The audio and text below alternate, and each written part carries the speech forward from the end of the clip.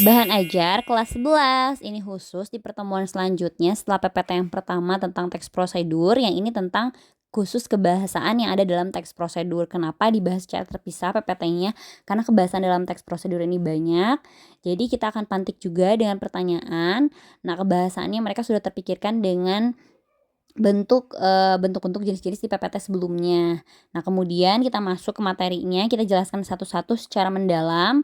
Jadi anak-anak diberi waktu untuk setiap kebahasannya itu mereka membaca, menulis, dan mencoba membuat ke depan sendiri-sendiri di setiap kebahasaannya. Karena kebahasaan di teks prosedur ini banyak sekali.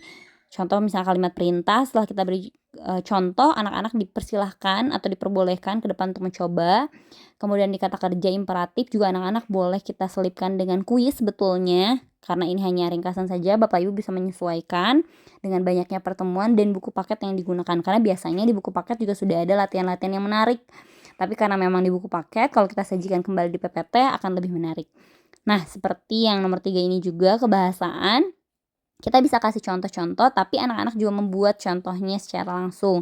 Misal jenis kata, tapi kita buat perintah ke anak untuk membuat kalimatnya yang lengkap dalam bentuk perintah, dalam bentuk misalnya saran dan lain-lain yang kaitannya dengan teks prosedur.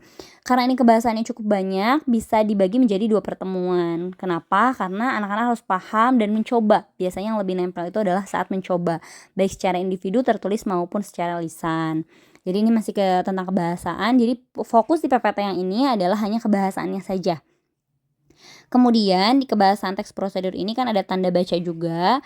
Beberapa tanda baca aku buat rumusnya, tapi Bapak Ibu bisa juga membuat atau memberikan kepada anak. Contohnya ini. Jadi anak-anak biasanya kan anak-anak Gen Z terutama mereka gampang dan mudah mengingat sesuatu yang kaitannya dengan generasi mereka. Misalnya rumusnya akan diganti, itu silahkan disesuaikan dengan kata-kata yang mereka bisa buat, sebuah akronim atau singkatan.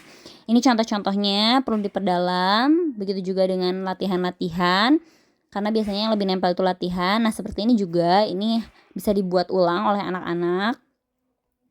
Kemudian kita akhiri dengan kuis, bukan kuis sih sebenarnya ya. Anak-anak suka senang aja melihat aktor-aktor Korea, jadi kita tutup dengan ucapan terima kasih disertai gambar. Silakan disesuaikan dengan pertemuan dan buku paket juga kondisi sekolah Bapak Ibu ya. Semoga membantu dan bermanfaat. Kalau ada saran boleh komentar di kolom komentar. Terima kasih.